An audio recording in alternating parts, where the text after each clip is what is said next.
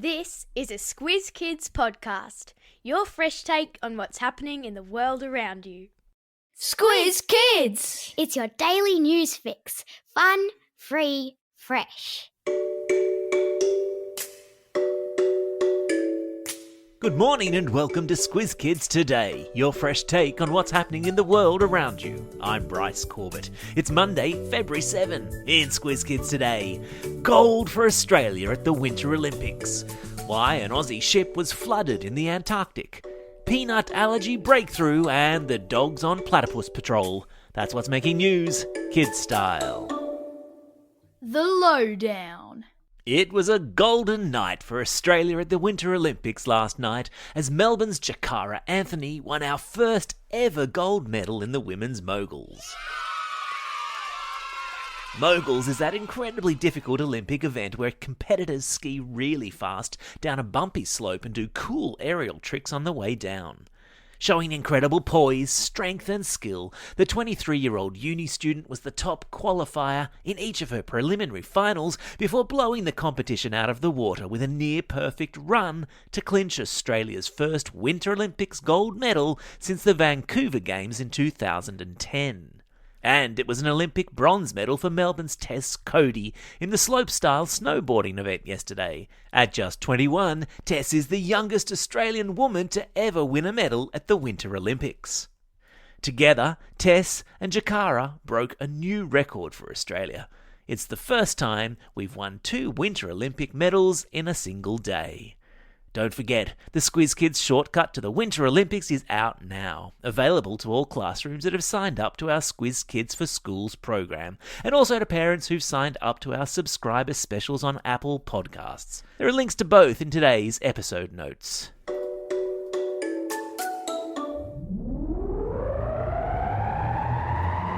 Spin the globe.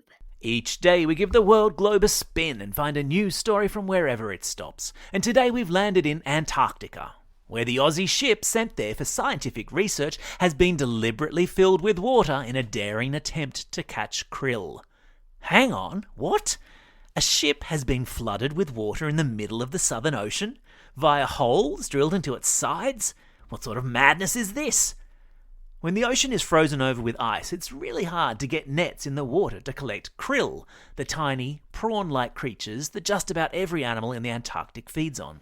So, instead of dropping nets, the crew of the Nuyinya icebreaker flooded a part of the hull of the ship that was sitting below sea level and sucked in krill that way. So, why is it important to study krill? Well, they're a really important natural way for our planet to store carbon. The krill eat algae which contain carbon, and then the krill's poo sinks to the bottom of the ocean, where the carbon is stored for decades. So how many krill did scientists collect with this novel open the floodgates procedure? About 8,000 as it turns out, which is a good haul by anyone's measure. There's a wonderful photo essay about the trip in your episode notes.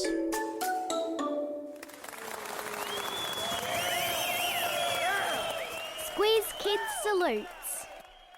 Peanut butter sandwiches and nutty muesli bars could soon be back in a lunchbox near you after researchers in Melbourne announced at the weekend a breakthrough in the treatment of peanut allergy. For reasons researchers don't yet understand, Australia has more kids with peanut allergies than any other country in the world, with approximately 3 in every 100 Aussie kids susceptible to a dangerous allergic reaction if they come into contact with peanuts. Maybe that's you, or maybe that's your brother, sister, or a classmate. But now there's relief in sight. Thanks to the hard work of scientists in Melbourne, and thanks to 200 kids who took part in tests and medical trials, a treatment has been developed that could spell the end of peanut allergies.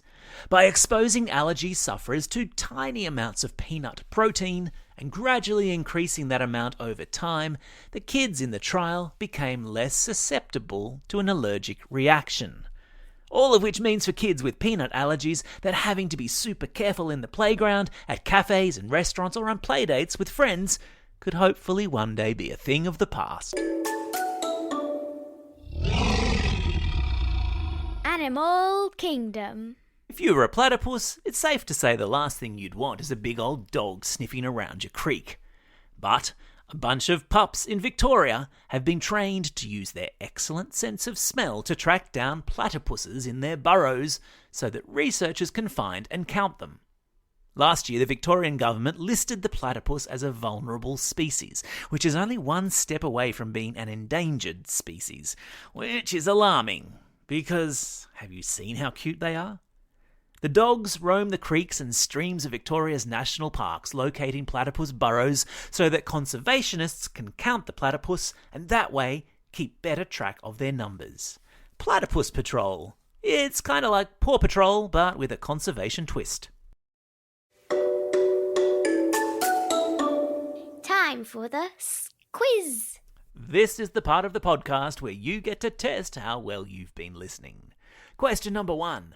What sort of tiny, prawn-like creature have scientists aboard the Aussie icebreaker Nuyinya managed to capture by flooding their ship? That's right, they're krill. Question number 2. What sort of allergy could be a thing of the past thanks to clever scientists in Melbourne? Yeah, that's right, it's a peanut allergy. Question number 3. Dogs in Victoria have been trained to sniff out what sort of native animal in its burrow. Yeah, you got it, it's the platypus.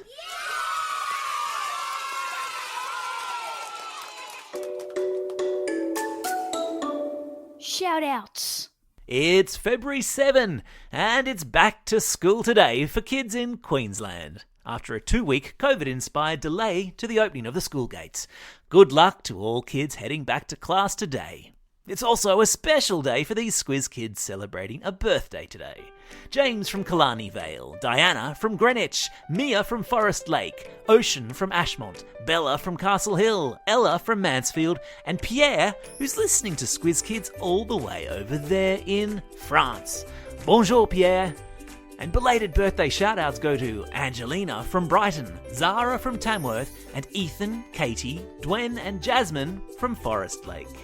And classroom shout-outs today go to the Year 2 students in Class A1 at Craigburn Primary with Ms Bauer and Ms Manor, to Mrs V's 5-6 class at Windsor Public School, and lastly to Mrs Arnold in grade 6A at St Monica's Catholic Primary School in Essendon. Don't forget, if you've got a birthday coming up and you want a shout-out, or if you're after a classroom shout-out, drop us a line at squizkids@thesquiz.com.au. Well, that's all we have time for. Thanks for listening to Squiz Kids today. We'll be back again tomorrow. In the meantime, get out there and have a most excellent day. Over and out.